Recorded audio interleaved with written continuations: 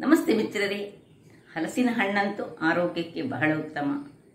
ಯಾವುದೇ ಕಾಯಿಲೆ ಇದ್ದವರು ಸಹ ಇದನ್ನು ತಿನ್ಬೋದಂತ ಪ್ರೂವ್ ಆಗಿದೆ. ಹಾಗಿರುವಾಗ ಇವತ್ತು ನಾನು ಹಲಸಿನ ಹಣ್ಣಿನಿಂದ ಒಂದು ಗುಳಿಯಪ್ಪವನ್ನು ಮಾಡ್ತಿದ್ದೇನೆ.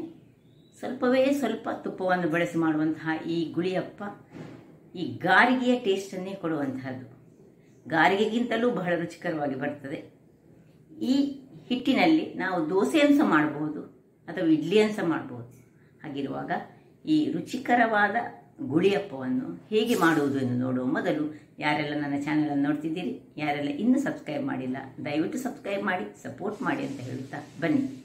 ಈ ಹೆಲ್ದಿಯಾದ ಹಾಗೂ ರುಚಿಕರವಾದ ಸ್ವಲ್ಪ ತುಪ್ಪವನ್ನು ಯೂಸ್ ಮಾಡಿದಂತಹ ಈ ಗುಳಿಯಪ್ಪವ ಅಥವಾ ಪಡ್ಡು ಅಂತ ಸಹ ಕರೀತಾರೆ, ಅದನ್ನು ಹೇಗೆ ಮಾಡುವುದು ಎಂದು ನೋಡೋಣ. ಮಿತ್ರರೇ, ಇವತ್ತು ಈ ಹಲಸಿನ ಹಣ್ಣಿನ ಪಡ್ಡು ಮಾಡೋಣ. ಹಲಸಿನ ಹಣ್ಣಿನಿಂದ ವಿಧ ವಿಧದ ಖಾದ್ಯಗಳನ್ನು ನಾನು ನನ್ನ ರೆಸಿಪಿಯಲ್ಲಿ ವಿಡಿಯೋದಲ್ಲಿ ಹಾಕಿದ್ದೇನೆ. ಬೇಕಿದ್ರೆ ನೀವು ಅದನ್ನು ನೋಡಬಹುದು. ಬಹಳ ರುಚಿಕರವಾಗಿ ಬರುವಂತಹದ್ದು. ಈ ಹಲಸಿನ ಹಣ್ಣು ಆರೋಗ್ಯಕ್ಕೆ ಬಹಳ ಉತ್ತಮ. ಹಲಸಿನ ಹಣ್ಣು ಸಹ ಹಾಗೆ, ಹಲಸಿನ ಬೀಜ ಸಹ ಹಾಗೆ. ಹಾಗಿರುವಾಗ ಇವತ್ತು ಒಂದು 200 ಗ್ರಾಮ್ಸ್ನಷ್ಟು ದೋಸೆ ಬೆಳ್ತಿಗೆ ಅಂದರೆ ರಾ ರೈಸ್ ಅಂತ ಏನು ಕರಿತೇವೆ, ಅಥವಾ ಸ್ಟೋರಿನಲ್ಲಿ ಸಿಕ್ಕುವಂಥ ಬೆಳ್ತಿಗೆ ಸಾಕ್ತದೆ. ಅದು ಒಂದು 200 ಗ್ರಾಮ್ಸ್ನಷ್ಟು ಅಂದರೆ ಒಂದಿಷ್ಟು ದೊಡ್ಡ ಲೋಟದಲ್ಲಿ 2 ಲೋಟದಷ್ಟು ನಾನು ತೆಗೆದುಕೊಂಡಿದ್ದೇನೆ. ಒಂದು ಅರ್ಧ ಬೌಲ್ ಅಂದರೆ ಒಂದು 50 ಗ್ರಾಮ್ಸ್ನಷ್ಟು. ಈ ತೆಂಗಿನ ತುರಿ ಎಷ್ಟು ನೀವು ಹಾಕಿದ್ರೆ ಸಹ ಅದು ರುಚಿಕರವಾಗಿ ಬರ್ತದೆ. ಅದು ಎಷ್ಟು ಸಹ ಹಾಕ್ಕೊಳ್ಬೋದು. ನಾನೊಂದು 50 ಗ್ರಾಮ್ಸ್ನಷ್ಟು ತೆಗೆದುಕೊಂಡಿದ್ದೇನೆ. ಒಂದು 50 ಗ್ರಾಮ್ಸ್ನಷ್ಟು ಬೆಲ್ಲ ತೆಗೆದುಕೊಂಡಿದ್ದೇನೆ. ನಿಮ್ಮ ಹಲಸಿನ ಹಣ್ಣಿನ ಸಿಹಿಯನ್ನು ಅನುಗುಣವಾಗಿರ್ತದೆ. ನಿಮಗೆ ಸಿಹಿ ಪಡ್ಡು ಬೇಕಿದ್ರೆ ಸ್ವಲ್ಪ ಹೆಚ್ಚು ಬೆಲ್ಲ ಹಾಕೊಳ್ಳಿ. ಸ್ವಲ್ಪ ಹಳದಿ ಪೌಡರ್, ಏಲಕ್ಕಿ ಬೇಕಿದ್ರೆ ಹಾಕೊಳ್ಬೋದು. ಏಲಕ್ಕಿ ಹಾಕಿದ್ರೆ ಏನಾಗ್ತದೆ ಹೇಳಿದ್ರೆ ಏಲಕ್ಕಿಯ ಫ್ಲೇವರ್ ಸ್ವಲ್ಪ ಇದಕ್ಕೆ ಬರ್ತದೆ, ಆರೋಗ್ಯಕ್ಕೆ ಉತ್ತಮ. ಆದರೆ ಹಲಸಿನ ಹಣ್ಣಿನ ಫ್ಲೇವರೇ ಬೇಕಂತಿದ್ರೆ ಏಲಕ್ಕಿ ಹಾಕೋದು ಬೇಡ. ಮತ್ತೆ ಸ್ವಲ್ಪ ಒಂದು 12ರಿಂದ 13 ಕಾಳಿನಷ್ಟು ಈ ಪೆಪ್ಪರ್ಕಾರ್ನ್ಸ್, ಕರಿ ಮೆಣಸು, ಮತ್ತೆ ಸ್ವಲ್ಪ ತೆಂಗಿನ ತುರಿ. ನಿಮ್ಮ ಹತ್ರ ಡ್ರೈ ತೆಂಗಿನ ತುರಿ ಇದ್ರೆ ಅದನ್ನು ಸ್ವಲ್ಪ ಸಣ್ಣದಾಗಿ ಕಟ್ ಮಾಡಿ ಸಹ ಹಾಕೊಳ್ಬೋದು. ಈಗ ಮೊದಲಿಗೆ ನಾವು ಏನು ಮಾಡೋದು ಹೇಳಿದರೆ, ಒಂದು ಮಿಕ್ಸಿ ಜಾರನ್ನು ತೆಗೆದುಕೊಂಡು ಅದರಲ್ಲಿ ಈ ಹಲಸಿನ ಹಣ್ಣು ಮತ್ತು ಬೆಲ್ಲ ಹಾಗೂ ಈ ತೆಂಗಿನ ತುರಿ, ಇದಕ್ಕೆ ಸ್ವಲ್ಪ ಅಗತ್ಯ ಇದ್ರೆ ನೀರು ಹಾಕೊಳ್ಳಿ. ಹಾಕೊಂಡು ಇದನ್ನೊಂದು ಒಳ್ಳೆ ಪೇಸ್ಟ್ ಮಾಡೋಣ. ಅದರ ಮೊದಲು ಇದಕ್ಕೊಂದು ಪಿಂಚ್ ಆಫ್ ಹಳದಿಯನ್ನು ಸಹ ಹಾಕೊಳ್ಳೋಣ. ಸ್ವಲ್ಪ ಹಳದಿ ಹಾಕೊಳ್ಳೋಣ.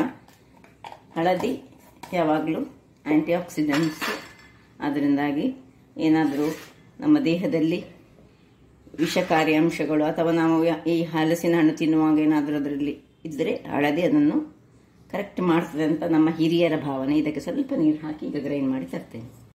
ವೀಕ್ಷಕರೇ ನೋಡಿ, ಇಷ್ಟು ಗ್ರೈಂಡ್ ಮಾಡಿದೆ. ಫುಲ್ ಗ್ರೈಂಡ್ ಮಾಡಲಿಲ್ಲ ನಾನು. ಈಗ ಇದಕ್ಕೆ ಅಕ್ಕಿ ಹಾಕಿಕೊಂಡು ಈ ಗ್ರೈಂಡ್ ಮಾಡುವಾಗ ನಾನು ಈ ಲೋಟದಲ್ಲಿ ಅರ್ಧ ಲೋಟದಷ್ಟು ನೀರನ್ನು ಯೂಸ್ ಮಾಡಿದ್ದೇನೆ. ಯಾಕಂದರೆ ಇಲ್ಲದೆ ಅದು ಗ್ರೈಂಡ್ ಆಗಲಿಲ್ಲ. ಕೆಲವು ಬೇಗ ಗ್ರೈಂಡ್ ಆಗ್ತದೆ. ಈ ಹಲಸಿನ ಹಣ್ಣನ್ನು ಹೊಂದಿಕೊಂಡುಂಟು. ಈಗ ಇದಕ್ಕೆ ಈ ನೆನೆಸಿಟ್ಟಂತಹ ಒಂದು 4 ಗಂಟೆ ಸಾಕು ನೆನೆಸಿಟ್ಟರೆ, ಅಥವಾ ನೀವು ರಾತ್ರಿ ಮಲಗುವಾಗ ನೆನೆಸಿಟ್ಟರೆ ಸಾಕ್ತದೆ.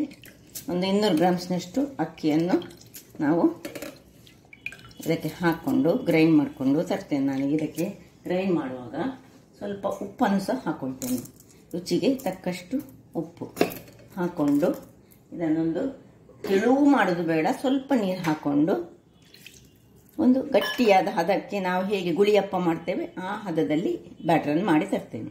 ವೀಕ್ಷಕರೇ ನೋಡಿ, ಈ ರೀತಿಯಾಗಿ ಗ್ರೈಂಡ್ ಆಗಿ ಬಂತು. ಎಷ್ಟು ಚೆನ್ನಾಗಿ ಬಂದಿದೆ ನೋಡಿ. ಈಗ ಇದಕ್ಕೆ ಇದನ್ನು ಕಾಳು ಮೆಣಸನ್ನು ಕ್ರಷ್ ಮಾಡಿಕೊಂಡು ಹಾಕ್ಕೊಳ್ಬೋದು. ಮೊದಲಿಗೆ ಇದನ್ನೊಂದು ಪಾತ್ರೆಗೆ ಟ್ರಾನ್ಸ್ಫರ್ ಮಾಡ್ಕೊಳ್ಳೋಣ. ತುಂಬ ಗಟ್ಟಿ ಸಹ ಬೇಡ, ಸ್ವಲ್ಪ ಇದಕ್ಕೆ ನೀರನ್ನು ಹಾಕಿ ನೀರು ಹಾಕೊಳ್ಳೋಣ. ಒಂಚೂರು ನೋಡಿ, ಸ್ವಲ್ಪ ದಪ್ಪ ಇದ್ದಾಗೆ ಉಂಟು ನಮಗೆ.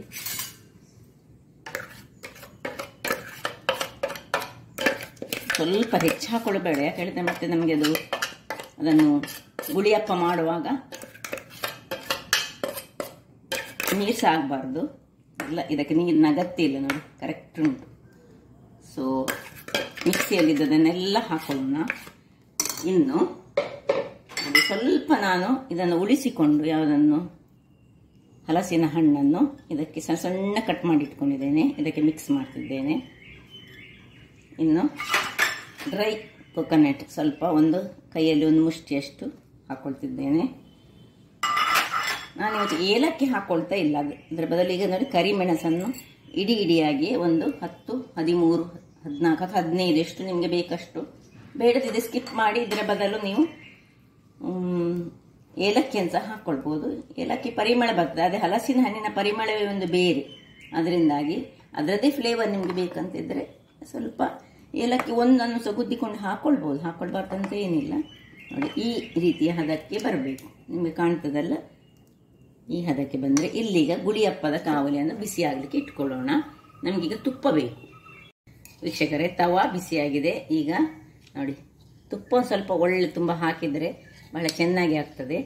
ನೋಡಿ ಅದರಲ್ಲಿ ಗುಂಡಿಯಲ್ಲಿ ಸ್ವಲ್ಪ ಸ್ವಲ್ಪ ತುಪ್ಪ ಹಾಕಿ, ಮತ್ತೆ ಬೇಕಿದ್ರೆ ಕಡಿಮೆ ಹಾಕದಿದ್ದರೆ ಸಾಕ್ತದೆ. ಅಥವಾ ನೀವು ಎಣ್ಣೆಯಲ್ಲಿ ಸಹ ಮಾಡ್ಕೊಳ್ಬೋದು, ಏನು ತೊಂದರೆ ಇಲ್ಲ. ಎಣ್ಣೆಯಲ್ಲಿ ಸಹ ಚೆನ್ನಾಗಿ, ತೆಂಗಿನ ಎಣ್ಣೆ ಇದಕ್ಕೆ ಬೆಸ್ಟ್. ಈಗ ಚೆನ್ನಾಗಿ ಎಲ್ಲ ಹಾಕ್ಕೊಂಡು ಅದನ್ನು ತಿರುಗಿಸ್ಕೊಂಡು ಉಪ್ಪೆಲ್ಲ ಸರಿ ಉಂಟು ಅಂತ ನೋಡಿಕೊಂಡು ಈಗ ಒಂದೊಂದಾಗಿ ನಾವು ಇದು ನಡುವಲ್ಲಿ ತೆಂಗಿನ ತುರಿ ಮತ್ತು ಈ ಕಾಳು ಮೆಣಸು ಸಿಕ್ಕುವಾಗ ನಮಗೆ ಅದು ಬಹಳ ಚೆನ್ನಾಗಿ ಬರುತ್ತೆ. ಮುಕ್ಕಾಲಷ್ಟು ನಾವು ಹಾಕೊಳ್ಳೋಣ.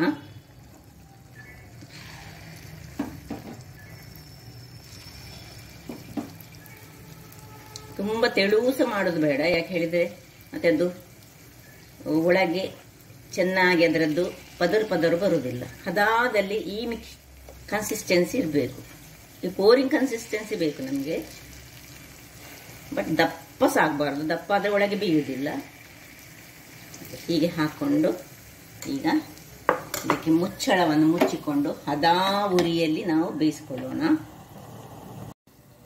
ವೀಕ್ಷಕರೇ ನೋಡಿ, 1-2-3 ನಿಮಿಷದ ಬಳಿಕ ನೋಡಿ ಅದರಷ್ಟಕ್ಕೆ ಅದು ಉಬ್ಬಿಕೊಂಡಿದೆ. ನೋಡಿ ಎಣ್ಣೆ ಏನು ಎಳೆದುಕೊಡ್ಲಿಲ್ಲ, ಅಲ್ಲೇ ಉಂಟು ತುಪ್ಪ.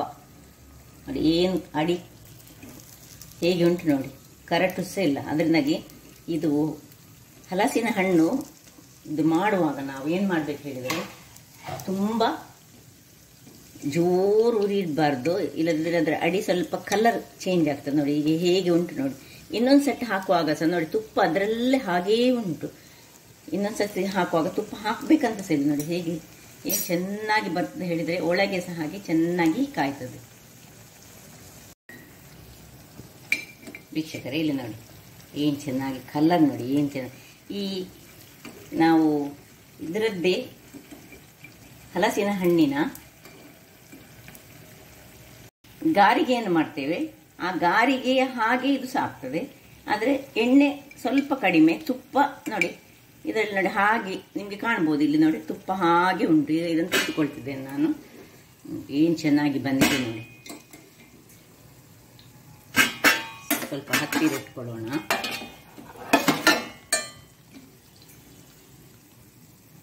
ಒಳಗೆ ಸಹ ಹಾಗೆ ಚೆನ್ನಾಗಿ ಕಾದಿರ್ತದೆ. 5 ನಿಮಿಷಗಳ ಕಾಲ ತೆಗೆದುಕೊಳ್ಬೇಕು. ಸೊ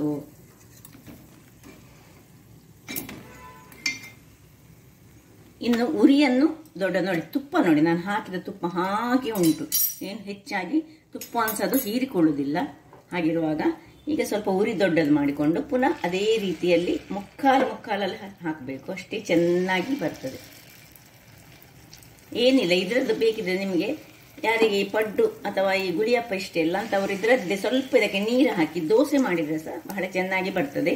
ಇನ್ಸ್ಟೆಂಟ್ ಆಗಿ ಮಾಡುವಂತಹದ್ದು ಇದೆಲ್ಲ. ನಾನು ನನ್ನ ಹಿಂದಿನ ವಿಡಿಯೋದಲ್ಲಿ ಫರ್ಮೆಂಟ್ ಮಾಡಿದಂತಹ ಸಹ ತೋರಿಸಿದ್ದೇನೆ, ಅದು ಸಹ ಬಹಳ ರುಚಿಕರವಾಗಿ ತುಪ್ಪ ದೋಸೆಯ ಹಾಗೆ ಬರ್ತದೆ ಅದು ಸಹ.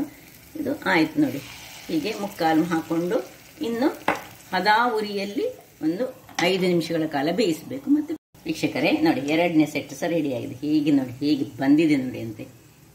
ಈ ಹಿಟ್ಟಲ್ಲಿ ನೋಡಿ, ಇದರಲ್ಲಿ ಉಳಿದ ಹಿಟ್ಟಲ್ಲಿ ಗಾರಿಗೆ ಸಹ ನಾವು ಮಾಡ್ಕೊಳ್ಬೋದು. ಇಲ್ಲಿ ಎಣ್ಣೆ ನೋಡಿ, ತುಪ್ಪ ನೋಡಿ, ಅದೇ ಎಷ್ಟು ಹಾಕೊಂಡಿದ್ದೇನೆ ಅಷ್ಟೇ ತುಪ್ಪ ಹಾಗೆ ಇರ್ತದೆ. ಅದನ್ನ ಗಾರಿಗೆ ಮಾಡುವಾಗ ನಮಗೆ ಸ್ವಲ್ಪ ಹೆಚ್ಚಿನ ಎಣ್ಣೆ ಬೇಕಾಗ್ತದೆ. ಇದರಲ್ಲಿ ಸ್ವಲ್ಪವೇ ಸ್ವಲ್ಪ ತುಪ್ಪ, ಅಂದ್ರೆ ಒಂದು ಸತ್ತಿಗೆ ನಾನು ಒಂದೊಂದು ಚಮಚದಷ್ಟು ಸಣ್ಣ ಚಮಚದಷ್ಟು ಹಾಕೊಂಡಿದ್ದೇನೆ. ಬಟ್ ಎಳೆದುಕೊಳ್ಳುವುದಿಲ್ಲ ಏನು, ಅದರಿಂದಾಗಿ ನೋಡಿ ಇದು ಸ್ವಲ್ಪ ಕಾಯಲಿಲ್ಲ, ಸೈಡಲ್ಲಿ ಇದ್ದದ್ರಿಂದಾಗಿ ಇದನ್ನೀಗ ಉಳಿದದನ್ನೆಲ್ಲ ತೆಗೆದುಕೊಳ್ಳೋಣ. ಏನು ಚೆನ್ನಾಗಿ ಬಂದಿದೆ ನೋಡಿ, ನೋಡಿದರೆ ವೀಕ್ಷಕರೇ.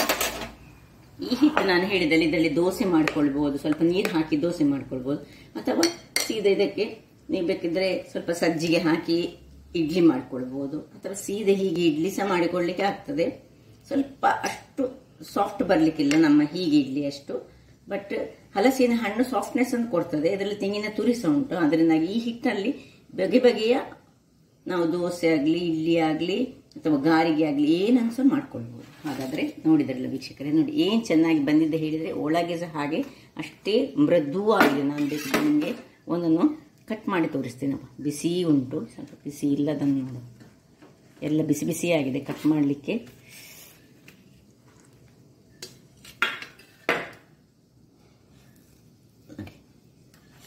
ಹೀಗೆ ಬಿಸಿ ಬಿಸಿ ಆಗಿ ಸಹ ಉಂಟು. ತುಪ್ಪದಲ್ಲಿ ಹಾಕಿ ಸಹ ತಿನ್ಬೋದು ಪುನಃ, ಅಥವಾ ಖಾಲಿ ಹೀಗೆ ಸಹ ತಿನ್ಬೋದು. ಹಾಗಾದರೆ ನನ್ನ ಈ ಕುಕಿಂಗ್ ಚಾನಲ್ ನಿಮಗೆ ಇಷ್ಟ ಆದರೆ ಬೋಳೂರು ಸುವರ್ಣ ಚಾನಲನ್ನು ಲೈಕ್ ಮಾಡಿ, ಶೇರ್ ಮಾಡಿ ಹಾಗೂ ಸಬ್ಸ್ಕ್ರೈಬ್ ಮಾಡಿ, ಹಾಗೂ ನನ್ನ ಇನ್ಸ್ಟಾಗ್ರಾಮ್ ಪೇಜನ್ನು ಫಾಲೋ ಮಾಡಿ. ಧನ್ಯವಾದಗಳು.